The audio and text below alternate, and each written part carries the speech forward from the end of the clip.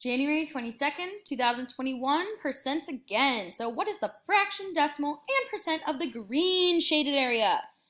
All right, so now we've got that green shaded area. Well, let's see. I've got 1, 2, 3 that are green out of 4 total. So 3/4. If I want to get that to 100, 3/4. If I get that denominator to 100, 4 times 25 is 100. So then 3 times 25 is also, well, that's going to be 75. So you can have 0 and 75 hundredths, and that percent would be 75%. Or you can think of it as quarters. If you have 4 quarters total, if you have 3 quarters, that's going to be 75 cents instead of the whole dollar. 1 more quarter would equal $1.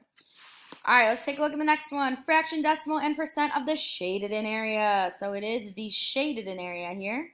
Shaded. All right, so we have 1, 2, 3 are shaded out of 4 and 5 total. All right, so we have 3/5. That decimal, if we get that denominator to 100, we multiply by 20. So 3 times 20, 2, 4, 60. So we get 0 and 60 hundredths, or 0 and 6 tenths. And that percent is going to be 60%. And that is literally it for our next percents. Great job.